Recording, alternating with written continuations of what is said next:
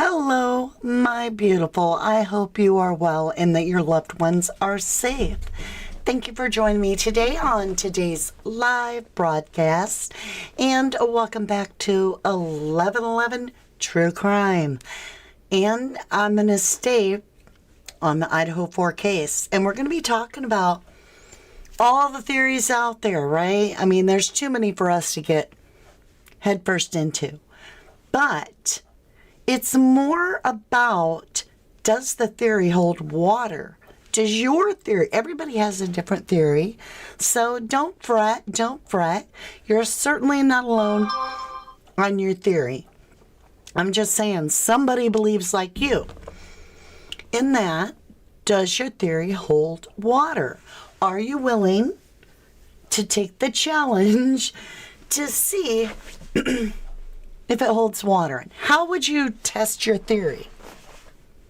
How about the reaction and the actions taken after the crime?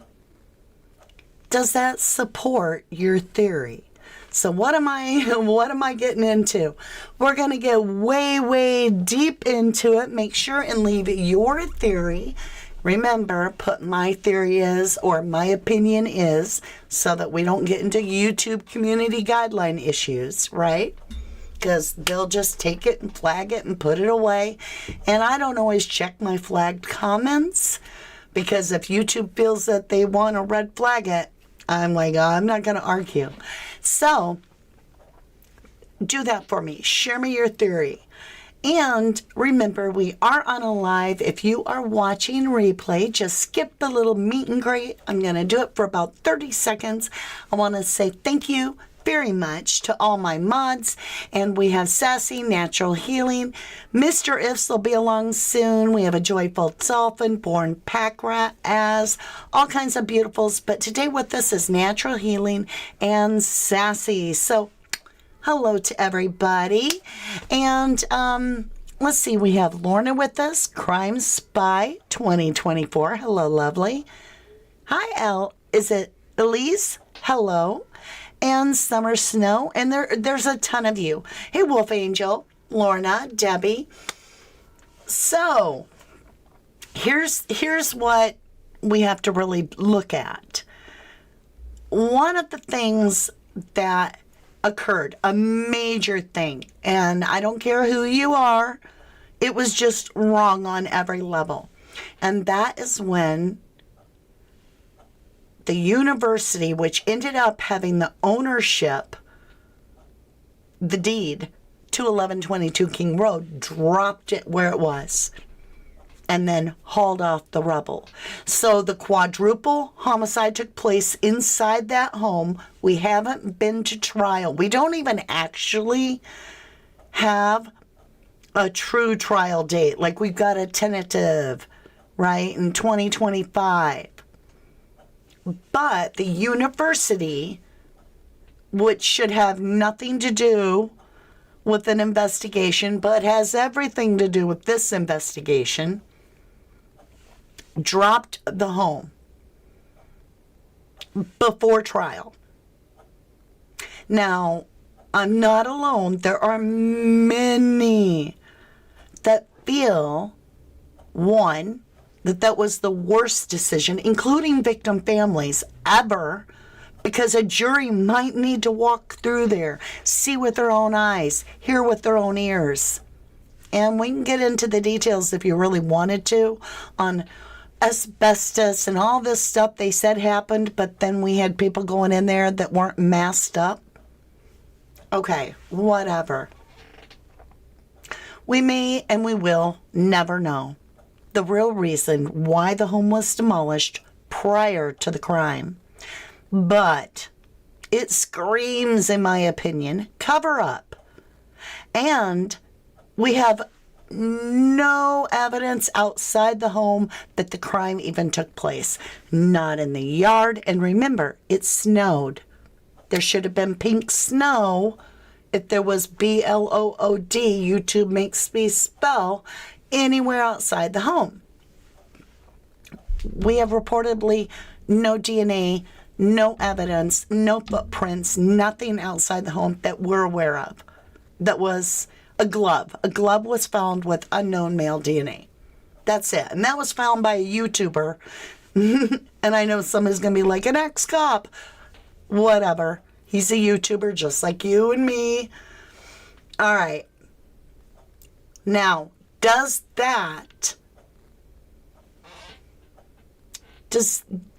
how do I put it? Why would the university go to such lengths as to drop the house prior to trial if it was an outsider that did the job? Because they would want to go after it. That seems to be the whole issue, is they want somebody from the outside of their domain to be held accountable. So let's get into some of the theories. There's a great many people that feel that this is a rug group, right? A notorious rug group. And that they've weaved their rugs all through this community, and that there are the parents of the victims that have turned into confidential tellers, speakers for authorities, and that there was a retaliation because those parents talked, and therefore some people were taken out in the 1122 King Road home. Okay. And feel free to believe how you'd like, but are you willing to open your mind a little bit and ask yourself a couple questions on that theory? Does it actually hold any water, or is it just fit together neatly until you step outside of it? Because when you have somebody speaking to LE, the goal is to get them to quit if you're the bad guy, right? We don't want them telling them anything. And there's a lot of bad guys that are behind bars already with these individuals. And wouldn't they have access to them while they're inside the little bar room to just be like, poop, they don't talk ever again? That could have happened, but it didn't. Multiple times these people are being arrested, well, especially one mother, right? And yet nothing happens to her. Okay, let's dig a little bit deeper. If the college, if the university has anything in this, if you believe even an inkling that they're covering this up, ask yourself in that theory, why would the college cover up for a rug ring? Why? They would have to be heads into it. That'd be how the president of that university would have had to make his money. Because he's already a billionaire. What does he need with rugs? I'm just saying. He's got his portfolio. He's got his game on. He don't look like he's doing any. But let's just say, okay, that they have to have a reason to cover it up. And if it's some nefarious, I'll just say white group, right, that have a chip on their shoulder, they got caught. They got caught. Why wouldn't we just pin it all on them?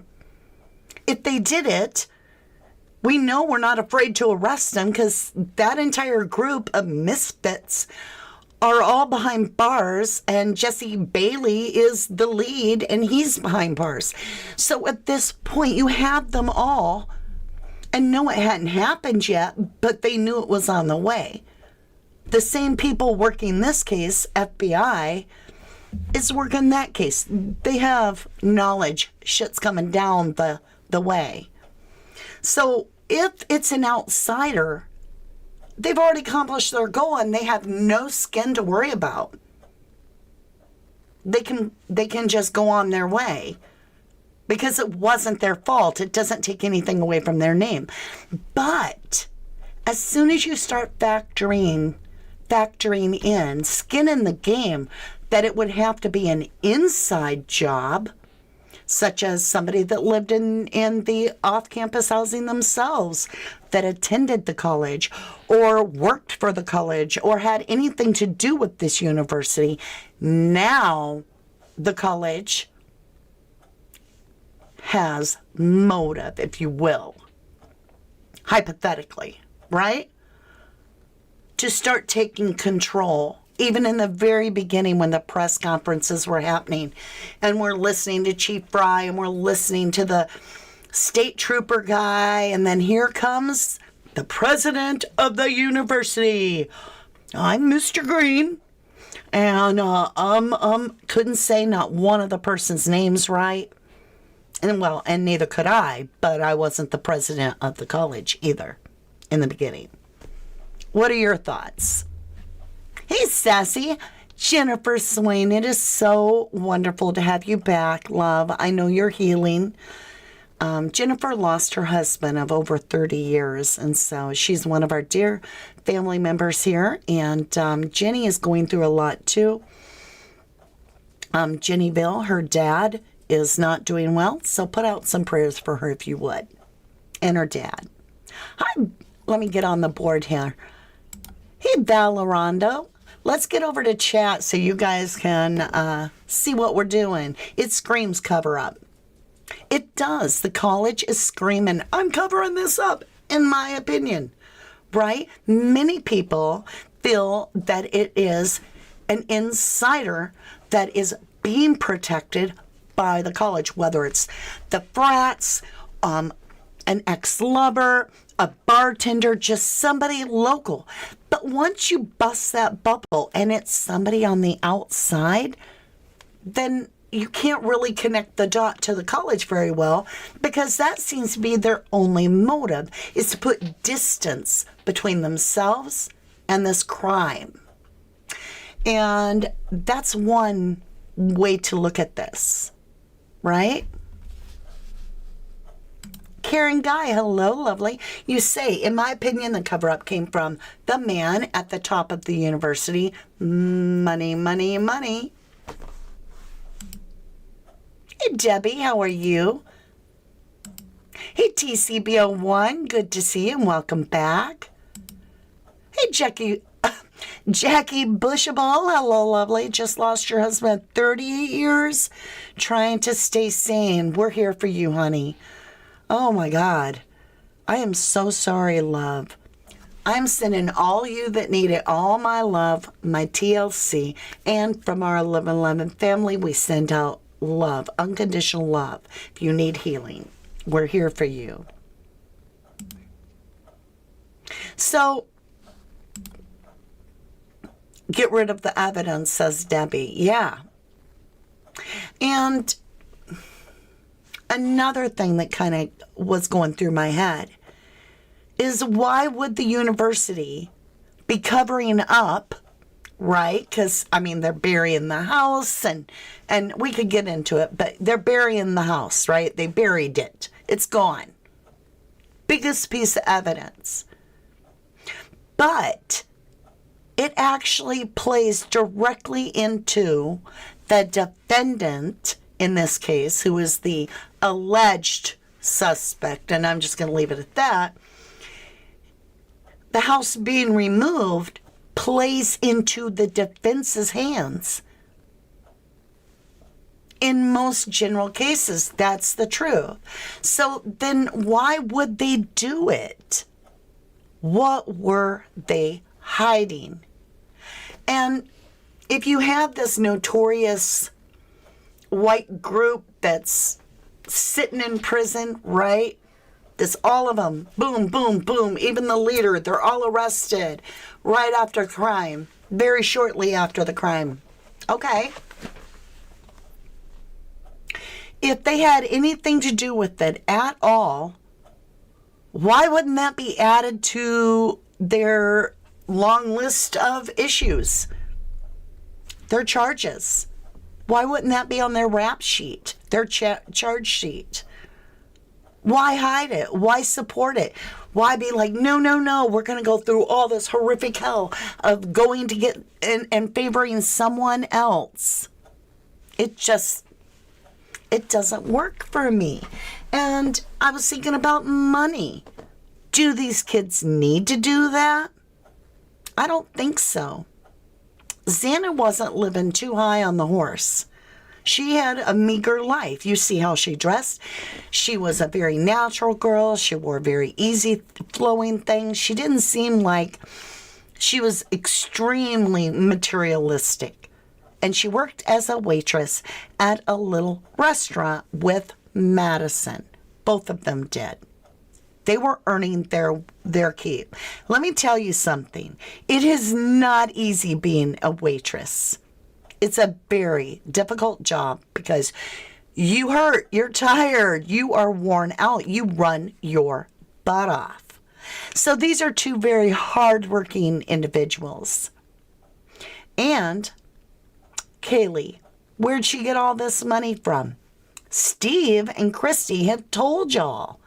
Steve and Christy, the mother and father of Kaylee, have made it clear. Very easy.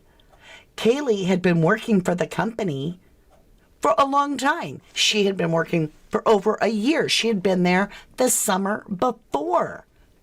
And she was working from home and was getting paid very well. Then Christy says that's the reason that Olivia and Kaylee, two sisters here, her daughters, are so close is because of that working from home job, being on the phone all the time because they worked for the same company. And we're talking big money. Now, Kaylee got a big job that took her to where she was going, which was a 6-figure job. She had put her time in and she had gotten promoted.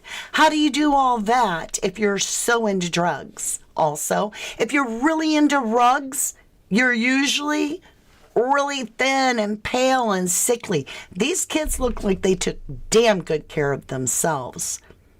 And I will admit, Kaylee doesn't look like she was having a difficulty with anything that was causing her to, you know what I'm saying. She had a round, cute little face. All their teeth look good. And I know there's different forms of drugs, but it just doesn't work. It doesn't work. I don't care what they say about this in the very beginning. I think that was set up by Moscow to smear the reputations of the victims so that it would look like that. If anything, we've heard about the fight, right, at Sigma Chi, where they were actually allegedly calling out being Ethan and Xana at Sigma Chi party the night that this all allegedly took place for somebody else on rugs. Wouldn't that be the kettle calling the pot black? If that fight led to their deaths because they were saying you have shriveled balls because you take this roids, that's a rug. It's also not, you shouldn't be doing it. So what, you feel me? We've also heard through rumors that they all came out their talks clean. I know you want to throw it under the rug and be like, whatever. That came from Steve G. I heard him say that they all tested clean. And then you hear Bloom talk about it too. So it really works out to be, okay, let's talk about it being BK. All right. We went over every detail about it except for one. And that is, we knew he wasn't stalking the victims. It would have had to have been no connection prior, no connection after, just a random place. Basically blindfold yourself so you know nothing inside of it and try to get away with it. All right. Now, if you're into the rug theory on this, you're playing into the prosecution's hands.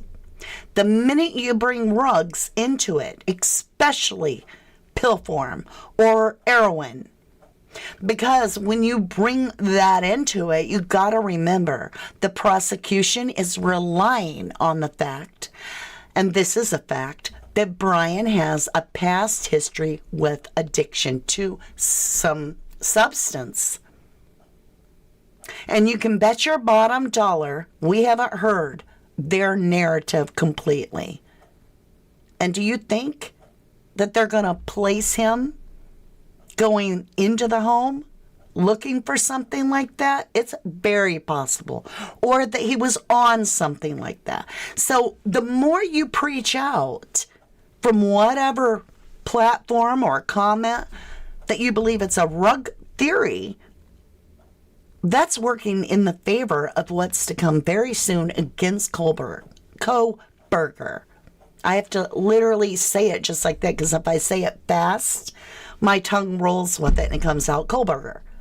And everybody puts the whole statement about how I talk.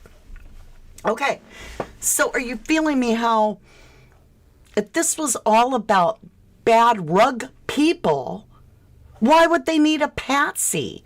Why wouldn't they just tie him into that, be like, well, see, here's the deal. Our suspect, as the prosecution, is looking at his rug history. And it was a retaliation, and he was hired to go take them all out. So he's guilty no matter how you look at it. So be careful about your theory. Walk it all the way through. What would the school itself, the university, gain in assisting a cover-up, if they even are, if this wasn't an inside job? Why would law enforcement be covering this up if it's not an inside job? That means it's outside their territory. That's what the goal is. So for me personally, it's got to be an inner circle. Could it be the frats? Could be. Could it be an ex-lover? Highly likely, in my humble opinion. Could it be an ex-bartender? Could be. Are there motives? Are there really motives? Because like I said, I can get all the ingredients together and stack you a beautiful sandwich. And I can put it together with homemade fresh bun. And I can layer your favorite lettuce and slice those fresh garden tomatoes. Put a little salt and pepper on it and stack it up with your favorite cheese and give it to you. But it's really not a sandwich if the meat is missing of the sandwich. And that is that the university has, from day one, caused majority, and I feel safe in saying the majority of people that are researching this crime, whether that's you or your neighbor or some online sleuth or creator, it's always come back to, what are they hiding? Why did they really tear the house down? And what is Moscow PD? What are they doing? Did LE cover up something? Because if you believe that, then what? You're trying to tell me that LE are working for them? Then how did they all get busted? You feel me? It's got to hold water. Or you're just literally looking at that beautiful sandwich and you're like, it's so perfect. I get it. The parents had been in jail a few times. They probably did talk and piss somebody off, and so they came in and they were like, blah, blah, blah. But then why the college? Why not really go after other people? I mean, if you don't care if it's an outsider, why not grab somebody that doesn't have an alibi that everybody would be like, your DNA was at the house, you don't have an alibi. Let's just grab the ex-lover. We can pin it on him because, it really doesn't matter if it's an outsider, insider, don't matter. And we can't catch the rug people. We'll just pin it on the ex. He looked guilty enough to the rest of us, right? James Mullen says, and whoever was in that home had been there several times because law enforcement was never called, knowing that DM and BF knew the intruders personally, in my opinion. Hi, Debbie Ryan. You said, what were all those kids watching on their phones at the grub truck while yelling, Xana? And I've listened to that 1,000 times, and I've never heard that. And because I've watched parents at the bus stop, and they're always on their phones. I mean, it just, to me, I can't follow that. I just can't. I'm not saying it didn't happen. I just can't go that far. I can't make that leap because college students are always on their phone. I don't know if you are around a college student a lot, but I am. And I literally get asked how far it is if we're going to go somewhere because they want to put their headphones in if it's over 5 miles. It just blows my mind. Our family is growing. We have a lot of new faces. Let me clear our chat board and see if I can get it caught up. There we go. Hi, Jen. Jen, sorry. Hello, lovely. James says Jack and Adam had to unalive Xana and Ethan and leaving 2 girls for narrative. I mean, one of the girls, the one that allegedly saw the intruder, is the same girl that didn't call 911, never did, but called friends. The same girl that was like, hey, Kaylee, come back for the weekend. Be my +1, please. According to Christy, right? All right. So she's brought back Kaylee, and then Maddie's like, hey, my sissy's up, I'll stay too. So now, because of that begging of one of the survivors, begging 2 of the victims to return, and yet she's spared, and you never once hear about her checking on her guest that she invited. You just don't hear about it. And you'll never hear that she called 911. You'll hear her phone was used and that she called her friends 8 hours later. If that had been a male, let's pretend for a minute that Dylan is a true male in this scenario. And the girls were killed. And Ethan. Do you think it would have went that way? Where he saw this person and froze in fear and couldn't make a call, but yet texts were going out to Bethany, and that's how they knew, law enforcement knew when the crime was done. And then, no, the guy doesn't call 911. No. He waits 8 hours and he calls his buddies to come over. That would have went real swimmingly with everybody, I'm assuring you. Please. Jen says it feels definitely like Houston. We have a problem. Angelique, honey, you can quit with that DVC giveaway, love, because it won't come up when I do my filter. You've got to do it after the live, in the comments, rather than in the live chat. Sorry, sweetheart. But as long as you bring it up, let's talk about it. Our family is growing, and because of that, I want to give back. I want to say thank you for we are like very, very close to 30,000 subs. Something I would have never dreamed in a million years, and still I wake up every day and I'm like, I am so blessed because of you. And I'm not one that really... I don't know. I don't sit there and beg for subscribers. I kind of figure if you want to watch me, you will. And so I feel amazed that you take the time to do that. And so I've got this little camera. There it is, right? Can you see me? Anyway, it's very easy to run. It's got like 6, 7 buttons, a microphone. It's got a wide screen visual. You can also take that off for a more narrow view. It's got 2 batteries, all kinds of wonderful stuff, and a tripod. It is about a $250 value totally. And I want to say thank you from the very bottom of my heart for getting me there. Thank you for all the likes, subscribes, hitting the bell, donations, just showing up, leaving a comment, whatever you do. And so when that happens and I hit 30,000, make sure you be checking on our community post, because I'm going to go through, and if you put DVC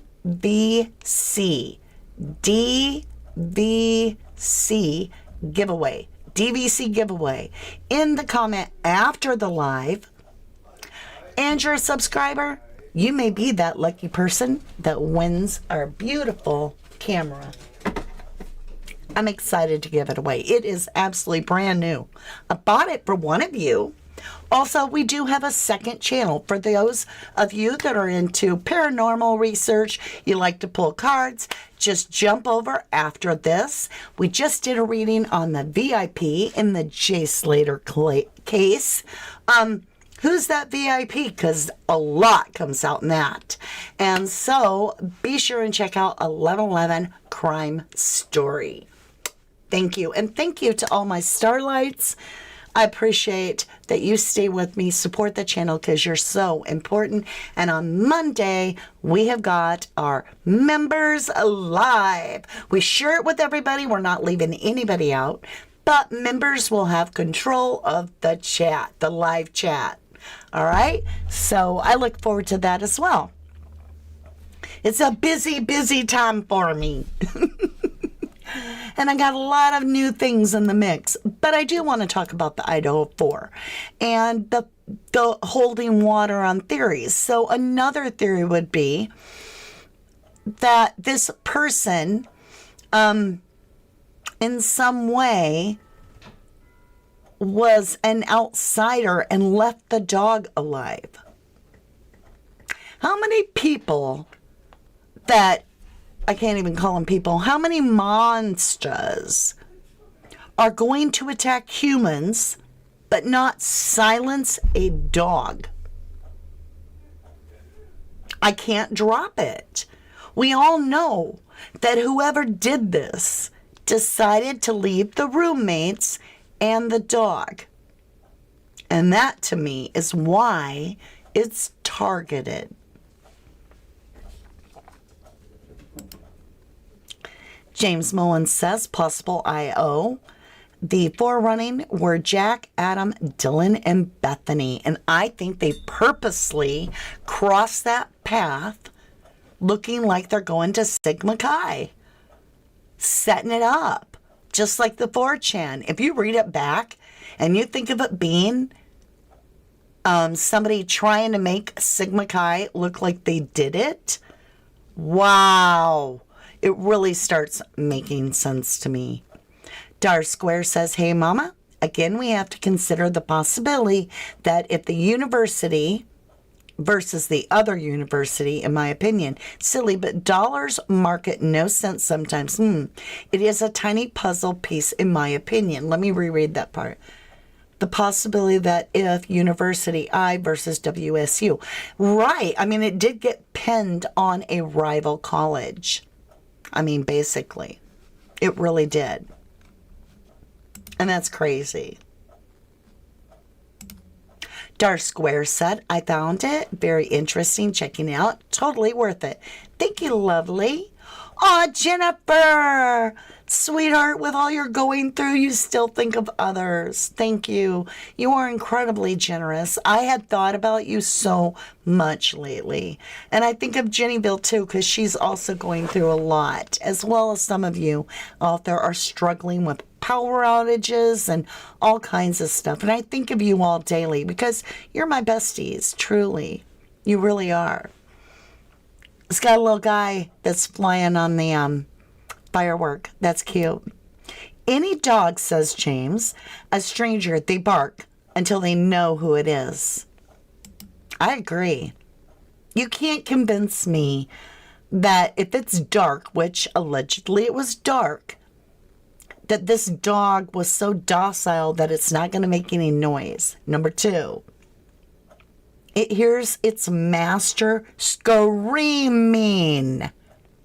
Still nothing? I just don't buy it. And not that I believe the piece of crap, the PCA that Brett Pine wrote, but he does allude to the fact, or states in there with the thud, that there was a dog barking picked up on some ring cam, right? 11, 12 or something along that lines. Crime Spy 2024. I'm thinking it took at least 10 to 12 people to pull this off, in my opinion. Wow. And it could have, when you start thinking about people that had to keep an eye. Where are they? Are they home yet?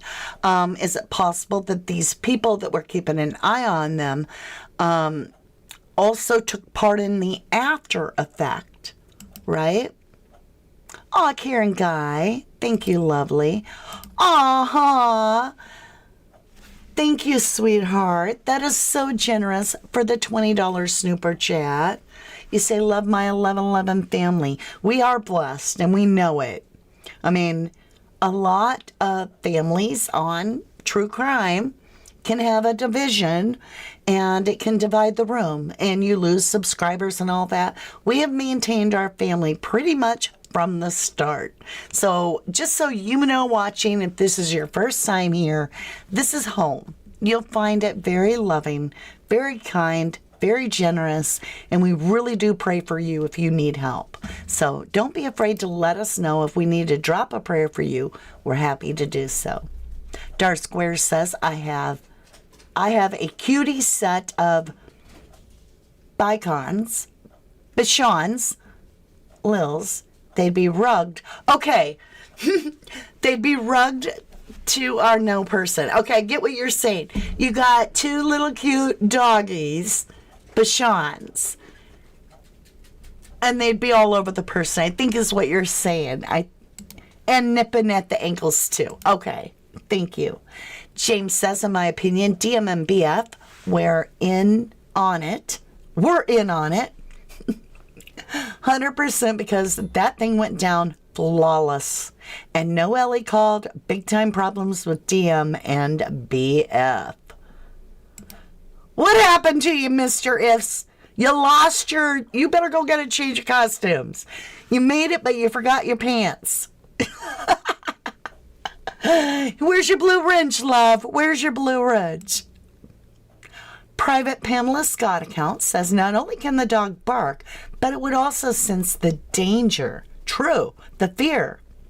I agree with you. Great point. You go on to say, I think the dog would have thrown a fit, and probably actually did. He was probably so scared too. Unless the dog knew the master was in the room. Safe. You know what I'm saying, Vern? If you see an intruder, you're calling, unless you know them and you're on it. Set the narrative to fit Kohlberger and claim frozen shock. This has been planned a long time. Whoopsie, there you are, dressed and ready. It was a sight to see your polka dotted boxers. I'm just teasing. Dark Square says, yes, barking till the me got them. Frognado, welcome back. You said, pray for me. I'm in the hospital because of my blood cancer, please. Well, we will definitely all put you in our prayers tonight, Frognado. We certainly will. Very much so. And I send you healing energy, that your body becomes clear of all that negative energy. Ooh, Sue Ann Bukes says, we didn't see the bodies coming out. Musical Contessa, welcome back. You said, I still believe there are values to the fact people in house never called Ellie called friends over. The video of Hoodie walking with the girls, "We're gonna get ya." They ran away from him. Sounds in the night. Boom. You get a gold star on that, I get you, because that is true. That is true. You think about it like, they're going to get you for that, girls. Or is it we're going to get you? I really believe it's they're going to get you. And I don't know. Everybody has a different opinion.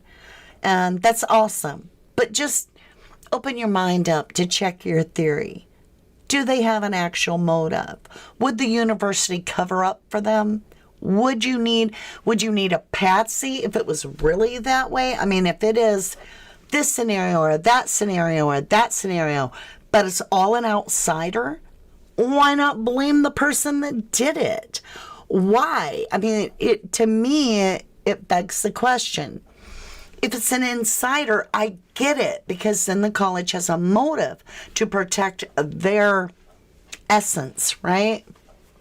The university is going to be like, okay, it was one of our own. OMG, we got to fix this fast. But if it's an outsider, they can be like, look what happened to us. We're setting up a GoFundMe. Send us money. So how does it work being outsiders? And like I said, if you're going with the rug theory, keep in mind that that's most likely where the prosecution is going to be ringing the bells with the jury. We have an ex-addict here that couldn't live with himself because he was just agitated, had all this pent-up energy, thought he was God, got HIGH, and basically broke in the home to see if he could get away with it, thinking he was smarter than everybody else. And he almost pulled it off. No DNA anywhere in the house other than his on the button swatch. They're going to be tying in the rug theory. And I'm not going to do that. I'm not going to do it. We have Steve G stating that their toxicology reports were all clean. It came out of his mouth. If you're going to believe some of what he says on these reports, now, I don't believe it all, but he did state big open gouges, and he's fought that. Put it out there. Remember, he's like, don't make me do it. I get it. But he did do it. He did say big open gouges, and so did the coroner. And that does not go well with the narrative that it's a K-bar knife. It goes well with the narrative that it could be a hatchet or an axe. And what do we have with some of these insiders? Well, it happened to be an axe throwing contest that weekend. How do you know it wasn't an insider that had an axe, that could juggle and parkour, and had a heartache? Just saying. Let me get that one on the board for you. Dar Square says, you are not alone. I will be here thinking and praying for you. Y'all saved my spirit this last year. I broke my leg femur, but supporting thoughts lift us up, or lift you up. That is so true. Ceci says that town is operating no different than a cult, in my opinion. And I don't know about you guys, but the rumors on the YouTube street is that, like, the majority, we'll put it that way, we won't even give it a percentile, the majority of Moscow are actually in the Christ Church. And I have nothing against people going to church.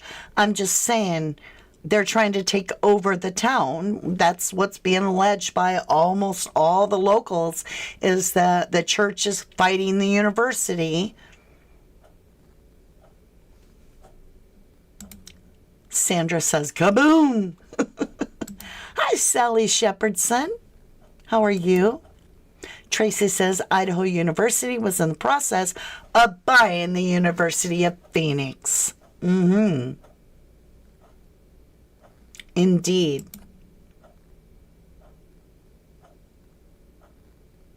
Well, and you guys are getting a couple of the Jacks kind of confused. So, Jack D did not have extremely wealthy parents. We're talking a school teacher and something else. Jack S had wealthy parents. Just leaving that out there for you. Hello, Ruby King. You said I can't decide on anything. So many theories. I change my mind every week. Crime Spy says Jack has motives. It went down flawlessly. That's where I'm at. Alive and don't do this smoothly without planning and inside help, in my opinion. And Dar Square says these people, Ellie, rug theory, investigative staff, Amazon, it's big and wide. And in my opinion, our family isn't falling. The church is spreading a word, maybe in my opinion, not the word. Maybe not the word. Well, you guys, I just want you to, ask yourself. There's nobody here but me and you, and I'm gonna get off here, and so it'll be leave it in your court. Test your theory. Does it fit the narrative? Think about it. The university, oh so much participating in the destruction of the evidence before trial in the favor, it literally plays into the favor of the suspect. And they were right there in the investigation. University, Mr. Green, the president, is at every single press conference that I saw. Keeping a hand right on that, even at the podium, talking to everybody about the college. But it was an off-campus attack. So why did he own it? If it was an outside job, why not just pin the tail on the donkey and call him an ass and get him? Why all this work to get somebody as a patsy if it wasn't an inside job? I don't get it. Let me know what you think down below. Let me know your theory. Let me know, does it hold water? What do you feel about this? I just come to you each day to share my own thoughts. Nothing monumental, but I enjoy our time together, and I love you. And I will talk to you again on Monday with our members live, which we're going to share with everybody, and DVC giveaway. Right there. Check out A Little Lemon Crime Story if you're into paranormal research and you want to pull some cards with me. I hope that you have a wonderful weekend and that it is safe, that you get fresh air, that you're surrounded by love, and that you and your loved ones are safe. Love you. Bye for now. Thank you, my beautiful.